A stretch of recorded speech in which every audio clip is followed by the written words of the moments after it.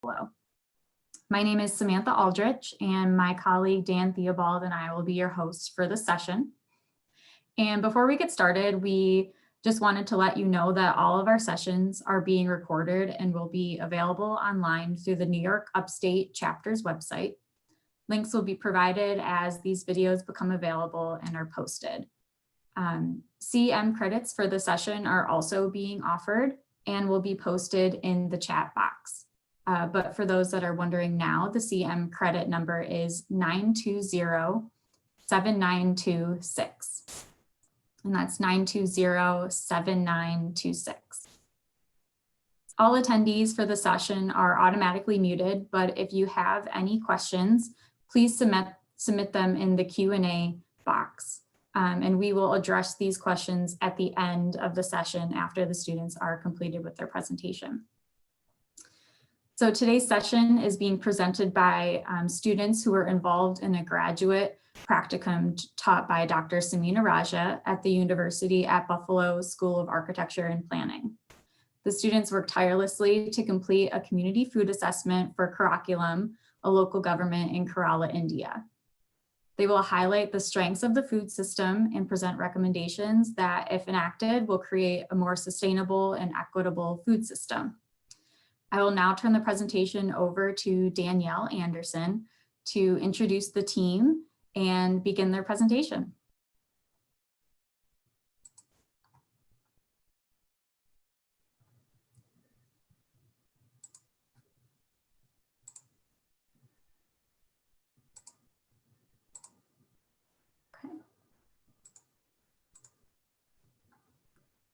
Hello, everyone. My name is Danielle. Thank you for joining us today. We are for the planning students from the University of Buffalo that participated in this studio. There is myself, Sylvia Kelly, and Monica Sanders, and Michaela Littman. Next slide. This project focuses specifically on Karakulam's food system. The food system comes to people via a complex and rich web known as a community food system. Community food systems planning provides a systematic and comprehensive approach to identifying food challenges and opportunities and developing policy tools to address them. A deeper understanding of Karakulam's community food system will provide an enriched understanding of the factors that may be limiting food systems' health and thereby the health of Karakulam's residents. Next slide. We would like to thank all those involved, including farmers, residents, community organizations, Karakulam Panchayat, and Thano. Next slide.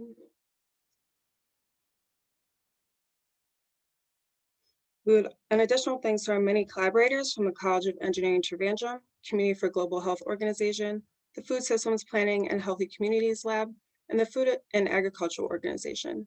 Next slide.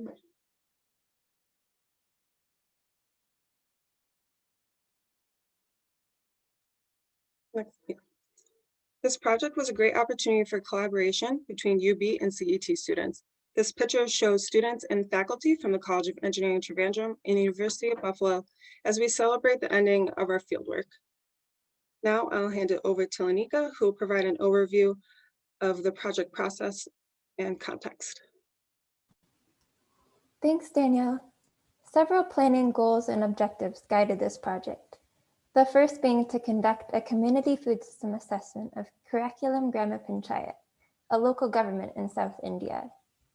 We also aim to work collaboratively with our many civil society, educational, and governmental partners, and aim to illustrate a replicable process to plan for community food systems in the Global South.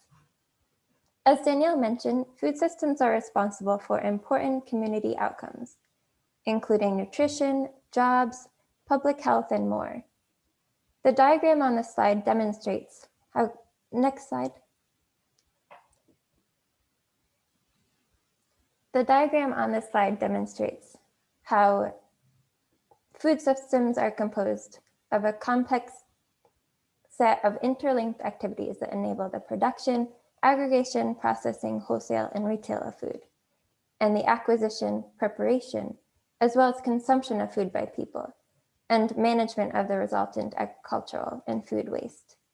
Community food systems planning provides a systematic and comprehensive approach to identifying food challenges and opportunities and developing policy tools to address them. This project, as mentioned earlier, focuses specifically on Karakulam's community food system. Next slide. Karakulam lies within Kerala, India's southwesternmost state. The Grama Panchayat is located in Trivandrum, one of the most rapidly urbanizing districts in Kerala. Karakulam's 25.01 square kilometers are situated between the Lakshadweep Sea to the west and forested hills to the east. About 53,000 residents currently live in Karakulam, but this village is experiencing rapid urbanization and population growth. Within the 2001 to 2010 census period alone, its population grew 29.42%, especially significant when compared with the 2.07% growth seen in Trivandrum district as a whole. Compared to the rest of India, the state of Kerala has low death and infant mortality rates, two indicators of high social and economic development. In fact, these rates are more similar to those seen throughout the global north than to those throughout the rest of the global south. Another indicator of Kerala's socioeconomic achievements is its high female literacy rate, given that in 2011, 93.91% of women in the state were literate, as compared to 74.04% in India. Further, Kerala's poverty rate is significantly lower than India's. In 2011, Kerala had an 11.3% poverty rate, as compared to India's 29.5% poverty rate. Next slide. Over the years, agriculture has become a less influential part of Kerala's economy. In 2011, in 1960, agriculture employed a majority of the working population, but by 2017, only about 16.7% of the state's population worked in agriculture. And next slide. Part of the reason for this is that Kerala's proximity to a large hub of economic activity, the city of Trivandrum, has led to more people traveling to this urban area to find higher paying, non-agrarian jobs. That said, the annual harvest festival, Onam, remains a significant part of Kerala's culture. This autumn event is the largest celebration in Kerala. Driving through Karakulam, one will note the abundance of bananas and coconuts.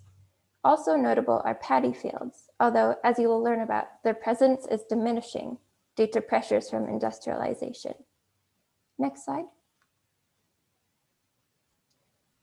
The relative gender equity seen in Kerala as compared to other parts of India acts as another demonstration of Kerala's egalitarian model.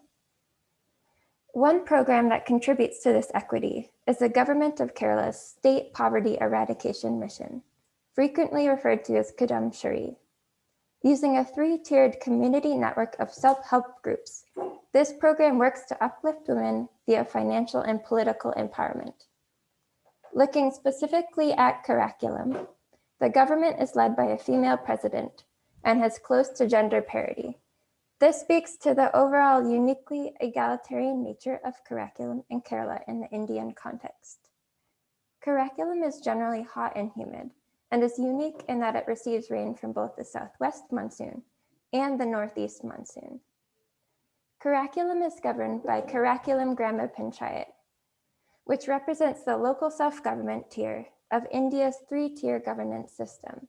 Various powers have been devolved to the Grama Panchayat by the federal and state governments, such as control of drinking water and cultural activities, and thus Karakulam enjoys a certain degree of financial and administrative autonomy from the other levels of government.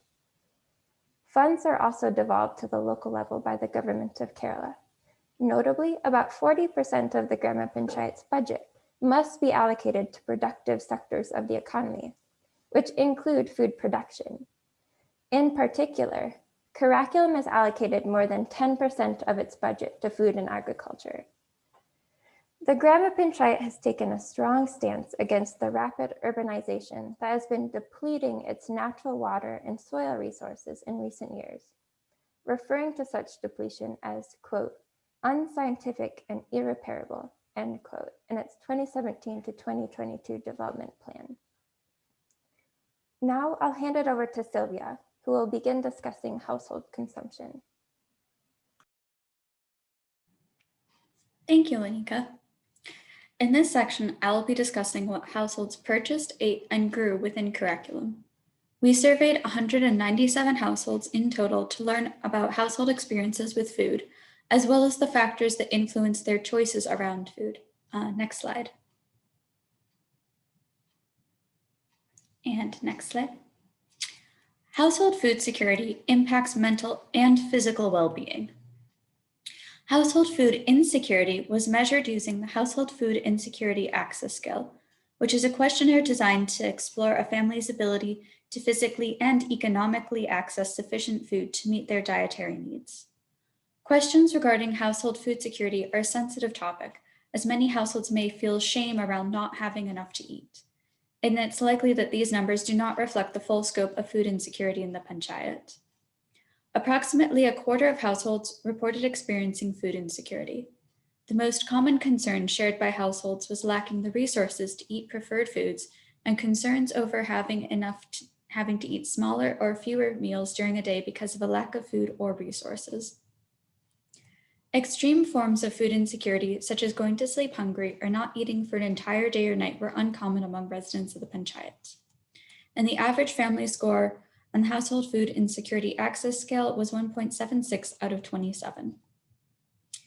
Families with a home garden were more likely to be food insecure than those who didn't have a home garden, which suggests that they may be growing food to become more food secure.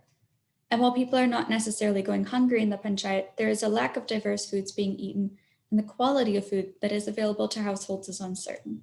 Next slide. The Household Dietary Diversity Score is meant to reflect the variety of foods being eaten within a household. Dietary diversity is commonly measured by looking at a variety of foods eaten by a person, with a particular focus on the variety of nutrients in their diet. A score that is high or low may be an indicator of the household's economic status and people's access to food. A diverse diet is one that contains all of the macro and micronutrients a person needs to support their overall health. Many households in Karakulam lack dietary diversity, eating high amounts of rice and fish. The low number of households that ate eggs, dark leafy green vegetables, and vitamin A-rich fruits can be a potential indicator of a lack of resources with which to obtain these foods. Having direct access to fresh produce may contribute to high levels of food security and dietary diversity for the individual growers. Rates of non-communicable diet-related diseases such as diabetes and high blood pressure or cholesterol are common in Karakulam. The most commonly reported non-communicable diet-related disease was diabetes, followed by high blood pressure and high cholesterol. While the majority of households reported good overall health, there still remained a number of respondents who reported that they or a household member were in poor health, approximately 15%. Next slide. As previously discussed, households who grew their own food reported lower rates of food security. This may have been a motivating factor in beginning a home garden, as the produce grown can supplement what the family can afford to buy, and excess produce can also be sold to neighbors for additional income as needed. Next slide. Retail locations where Karakulam respondents reported shopping included both formal locations such as ration shops run by the public distribution system, which are also known as PDS outlets, and supermarket and department stores and traditional stores, as well as more informal locations such as purchasing food from a neighbor, a temporary roadside market, or a street vendor who sold goods next to a footpath. And approximately 1 in 10 residents reported purchasing directly from a neighbor. Next slide. Ration cards are used to purchase common household goods like rice, sugar, and wheat in shops that support or are run by the PDS system. 192 responses, the most commonly held ration card color was white, followed by blue, pink, and yellow. The foods typically eaten by a household are influenced heavily by the ration card system. Given the prevalence of ration cards in the panchayat, it may be likely that the large number of households that ate cereals is driven, such as rice and grains, are supplemented by ration cards. Large amount of carbs and sugar eaten by households may contribute to the non-communicable diet-related diseases such as diabetes, high blood pressure, and high cholesterol. Next slide.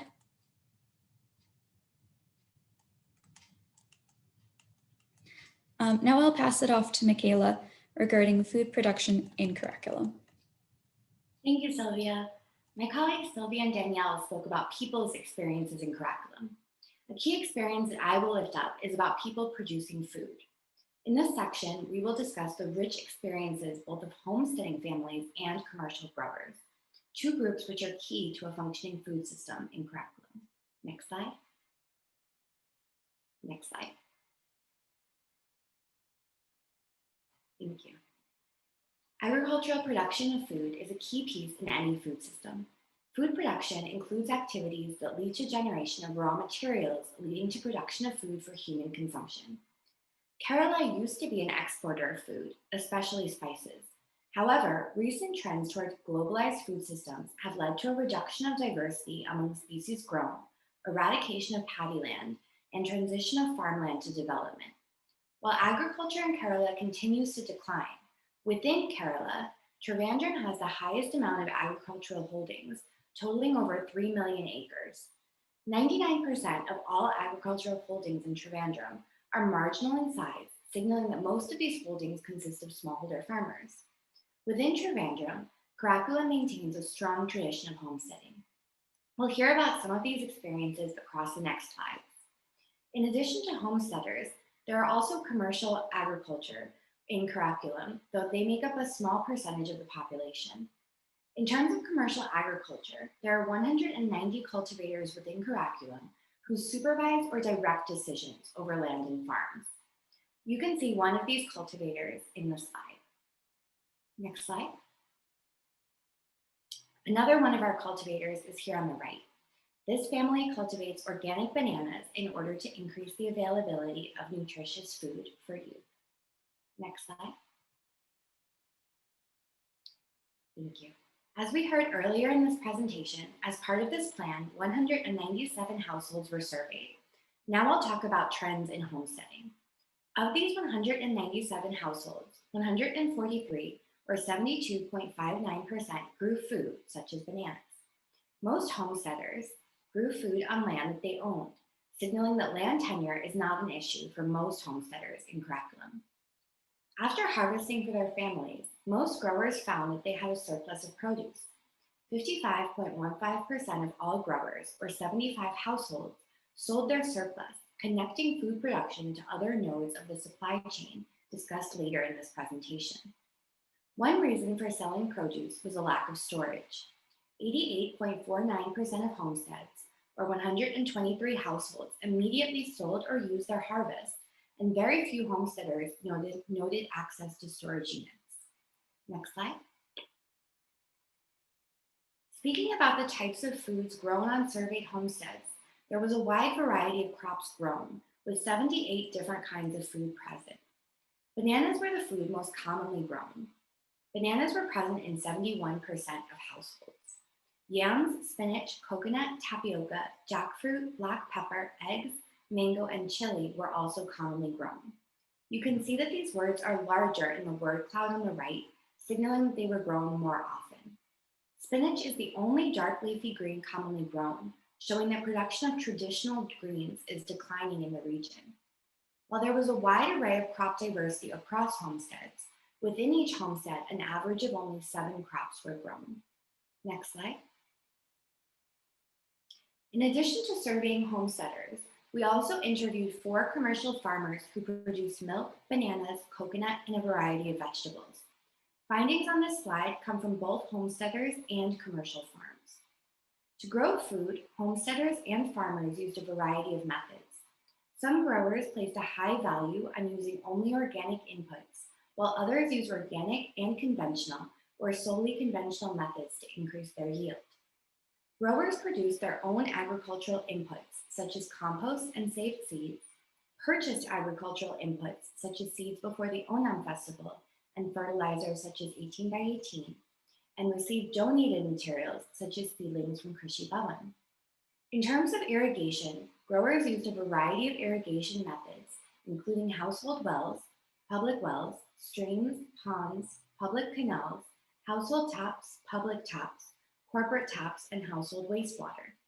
While some growers had pumped irrigation systems, others manually carried water from the source. Some growers did not irrigate their plants, relying on rainwater. Growers reported challenges with irrigation in the summer months during droughts.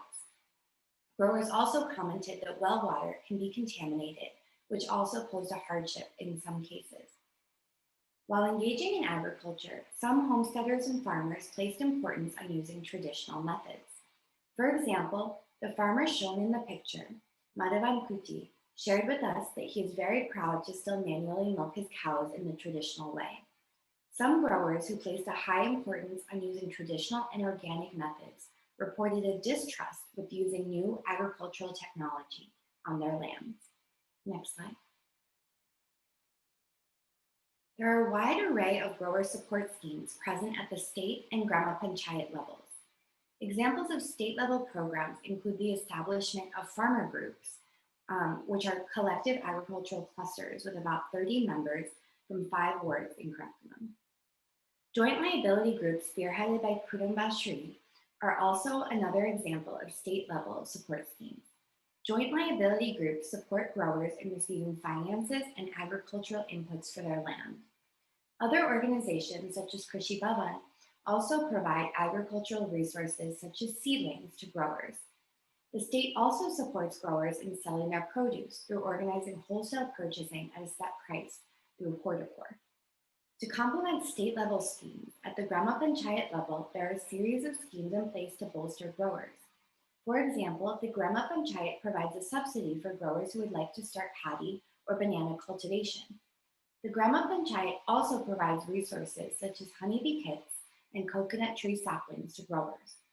Despite the wide array of support schemes available, homesteaders and farmers surveyed were not always aware of available schemes, signaling a disconnect between the provision of government-based agricultural aid and reception of aid by growers. Next slide. This closes the section of the presentation focused on food production. Now we will hear about aggregation, distribution, and wholesale, and I'll turn it back to Lanika. Thanks, Michaela. As you indicated, this section will look at aggregation, processing, wholesale, and distribution of food for Karakulam. Next slide.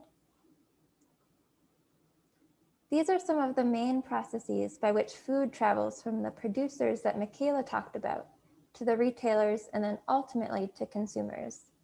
These sectors are also the pieces of the food system that people are typically least familiar with because they unfold largely out of the public eye. But still, they're very important, especially in places like Kerala that have large numbers of homesteaders and smallholder farmers. With so many moving pieces in this sector, specific examples are really helpful for illustrating the ways that these processes actually work. 3 foods were selected both for their prominence in the diets of Karakulam's residents, along with how well they illustrate this sector of the food system. These foods are bananas, fish, and rice, and each will now be looked at in turn. Next slide. One indication of bananas' prevalence in Karakulam is the number of retailers with bananas for sale. According to the retail audit conducted as part of this assessment, 40% of the surveyed Karakulam retailers had bananas for sale. Of them, more than half reported procuring their bananas from a wholesaling intermediary. 45% of the sellers reported procuring their bananas from local farms. These local farms likely included some combination of homesteaders within the panchayat, as well as smallholder farmers and larger commercial operations, but the exact breakdown remains unclear. Many sellers reported sourcing their bananas from larger markets, which serve as banana clearinghouses for the region.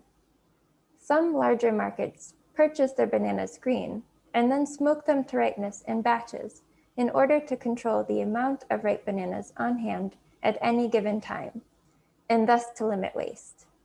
Next, I'll turn it over to Sylvia, who will talk about fish. Thank you, Lanika. Next slide. Next slide, actually.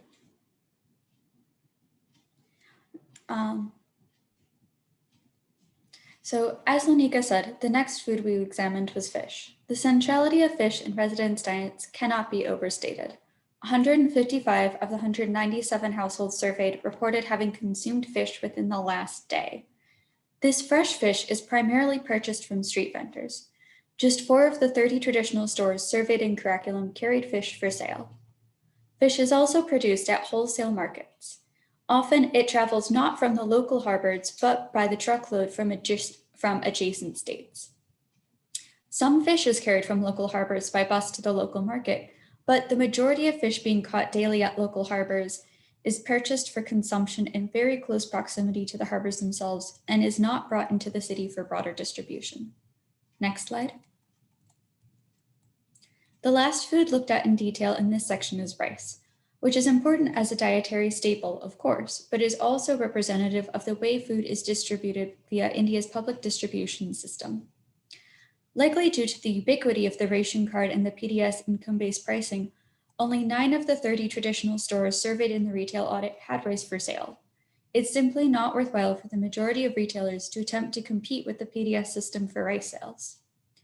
The PDS does get a lot of credit for reducing food insecurity, but it's also a very large and bureaucratic system and is not without its own faults. The quality of rice has at times been called into question. The system is not really designed to support local smallholder rice productions, as is evidenced by the decline in Caroline rice production despite continued widespread consumption. Next slide. To wrap up this section, I will now turn things over to my colleague Danielle, who will discuss some of the overarching trends, strengths, and opportunities identified in this sector. Next slide. Thank you, Sylvia. Karakulam has a rich diversity of food retail operations. The current slide shows an example of a food retail operation selling a relatively large product line of fruits and vegetables, including popular products like bananas and amaranth. As Lanika and Sylvia previously stated, bananas are very popular in Karakulam. The retail audit shows that almost 50% of all retailers sold products in the other fruit category, which included bananas. Next slide. The food retail audit identified 8 different types of food retail businesses in Karakulam. The retail types are known as traditional stores, supermarkets, street vendors, temporary pop-up shops, Kerala state-run stores, also known as Triveni and Mavelli stores, ration shops, permit markets, and other retail. The other retail category encompasses food services, businesses like tea shops and bakeries that sell food retail items. It is important to mention that permanent market vendors did not participate in this audit. This is because permanent markets were not open during the date and time that this audit was conducted. To the right is a chart with a breakdown of food retailers audited. You can see that the traditional stores make up the largest food retail type in Karakulam, accounting for 57% of 51 total collected audits. To show the diversity of food retailers in Karakulam, I have some photos. The first photo is of a petty auto truck with one structure that a street vendor uses to carry out their business. You can go to the next one.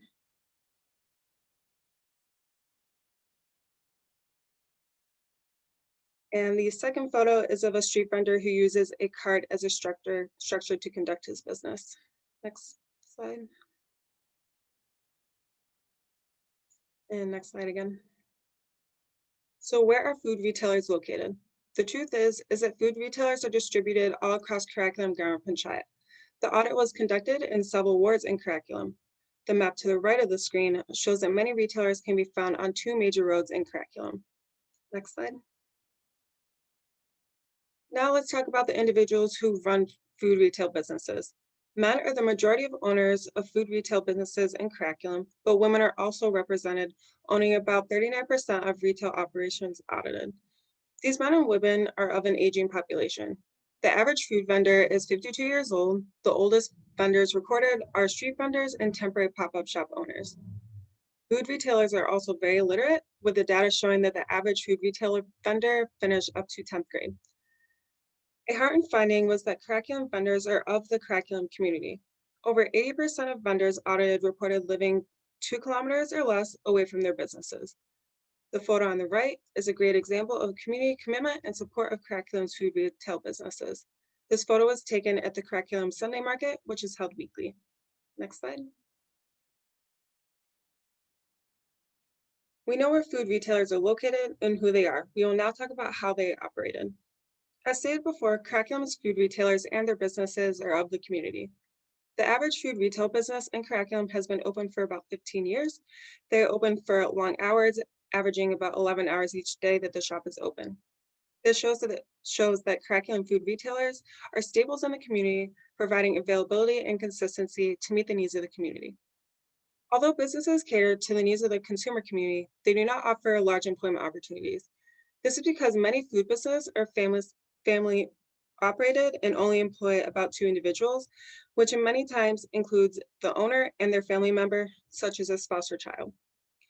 You would think that larger stores like supermarket and Kerala state-run stores employ more people. However, they do not. They employ about 4 workers. Next slide.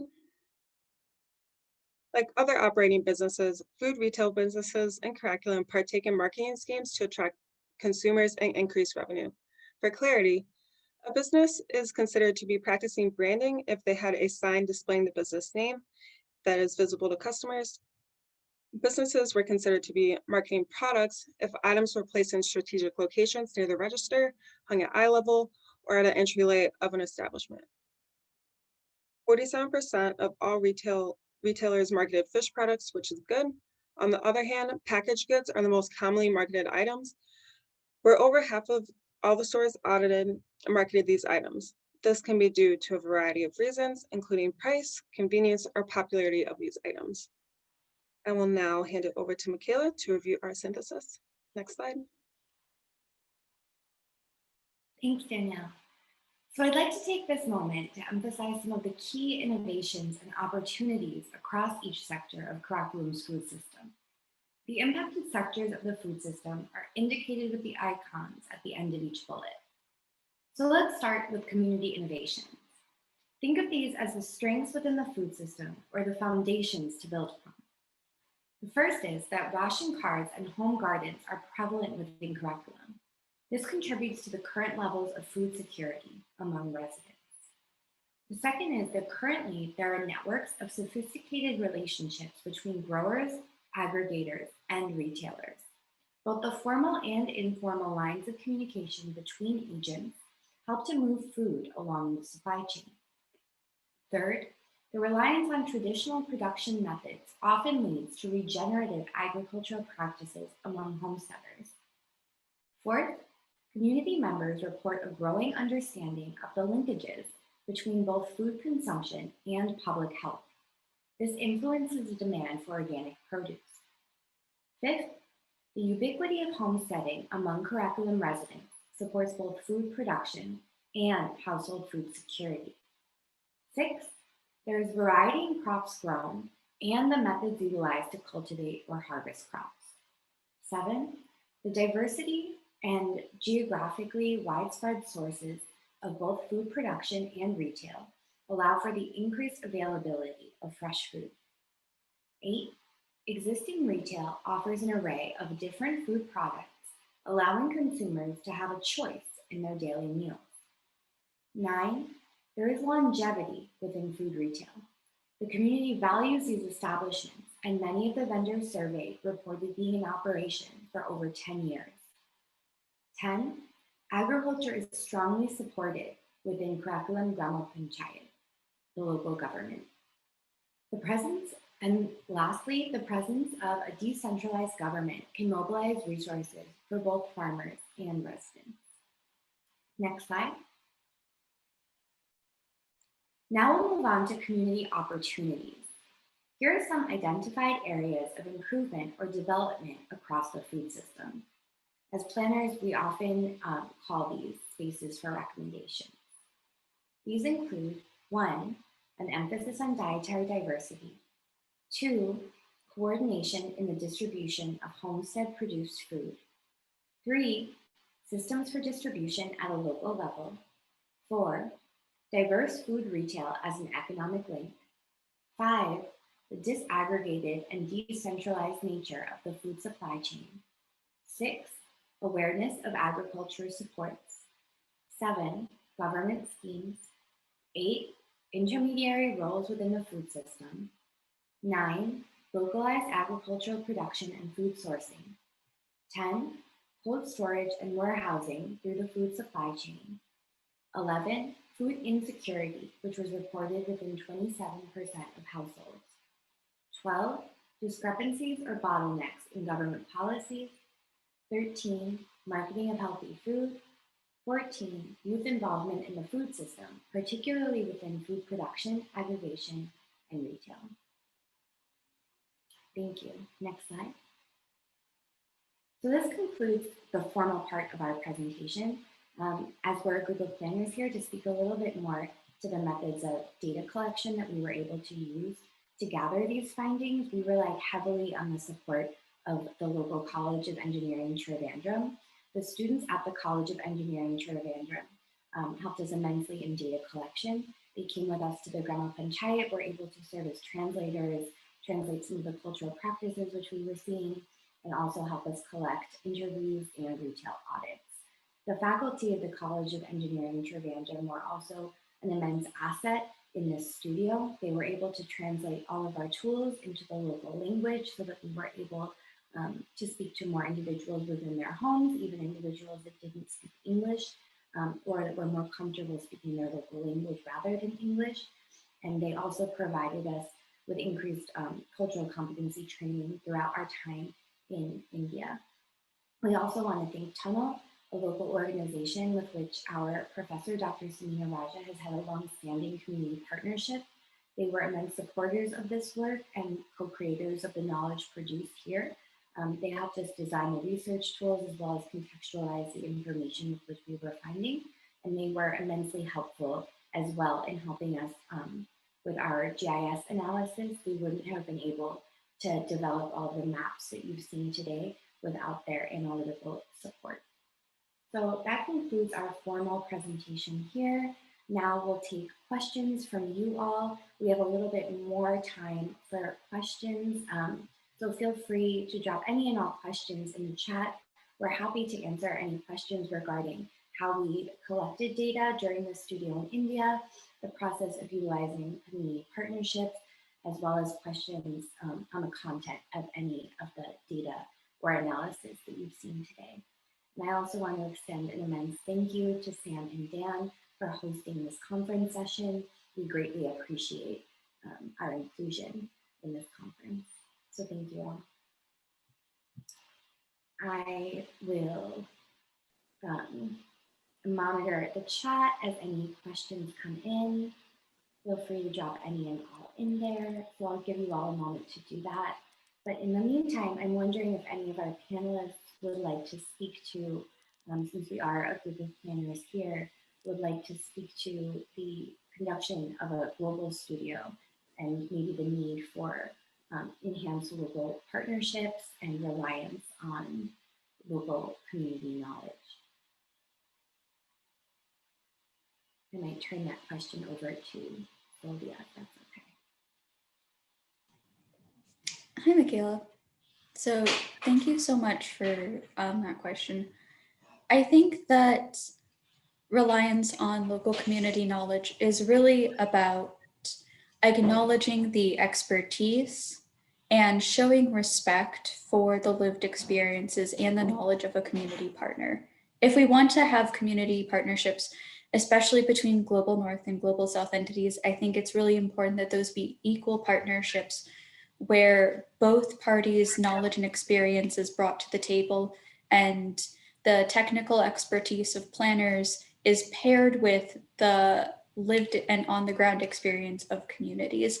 We need to remember that planning is a tool to serve communities and to help communities visualize their own goals for where they live and how they live. So thank you. We also have a question from Marcia. Marcia, thank you for your question about project funding. So this is actually a very interesting question in the context of this studio. A portion of our travel expenses and expenses during travel were funded for the Community of Global Health Equity, which is a UB organization.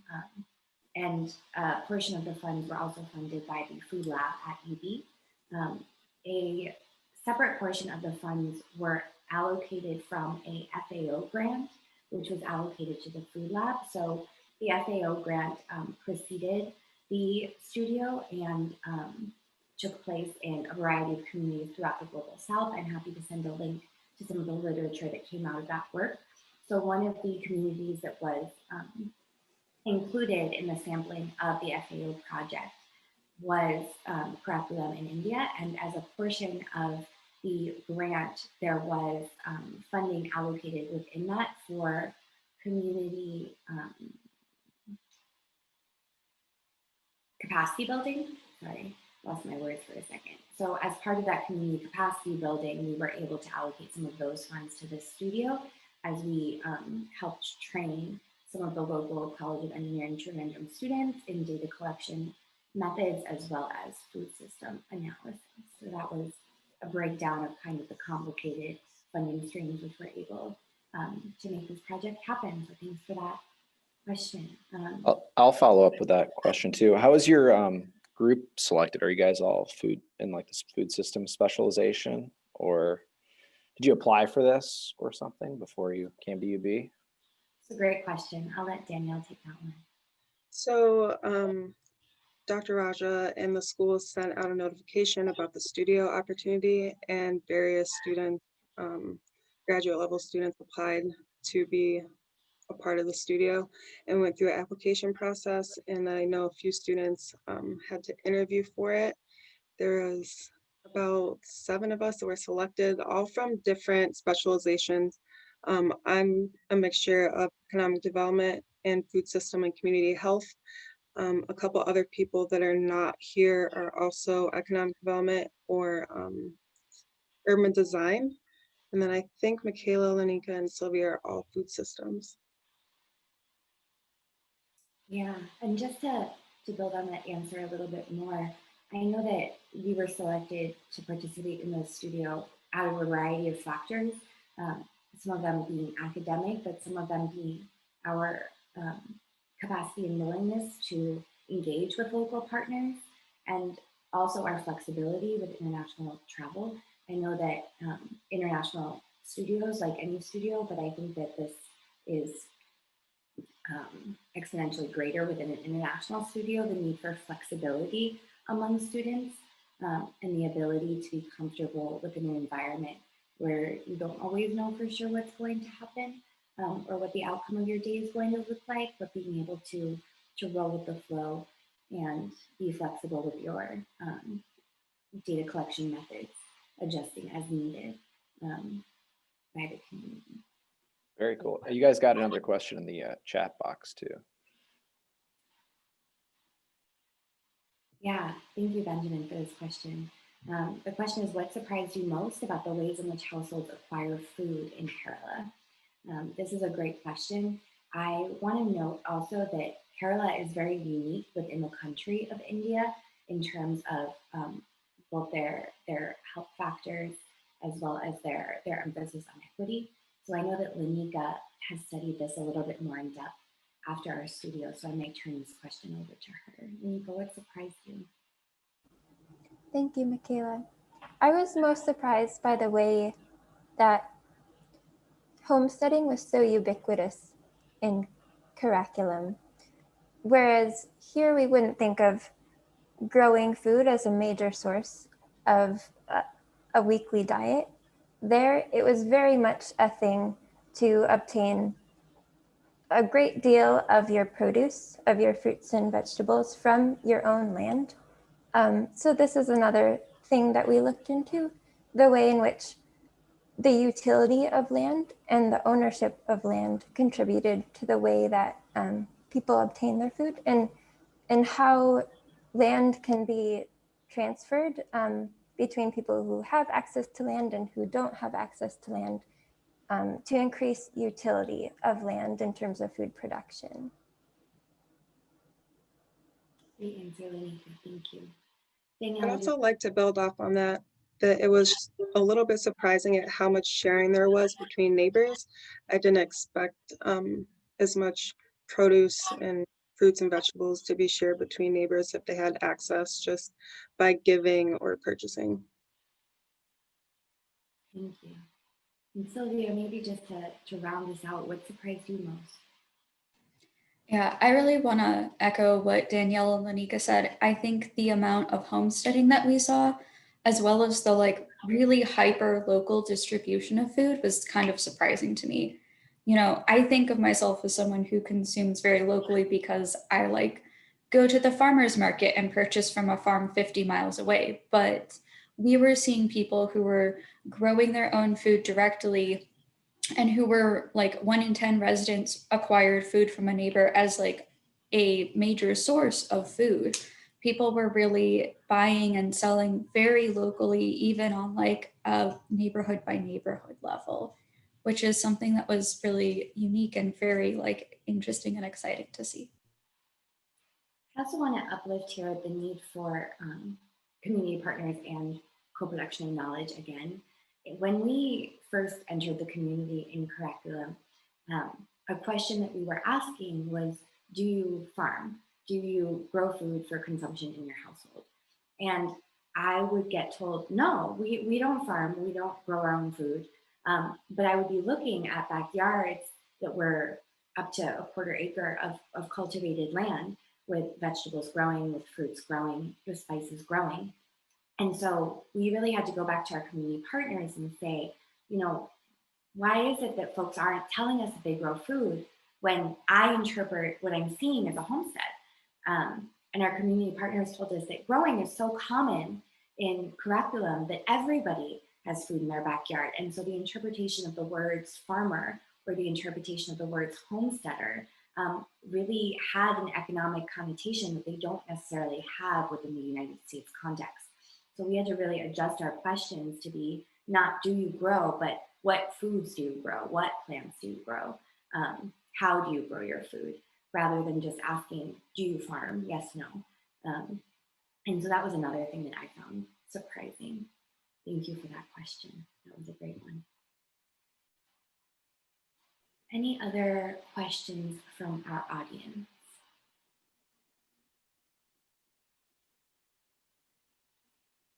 If not, Doesn't look like it. I just actually, I guess, not really not a question, but kind of a closeout.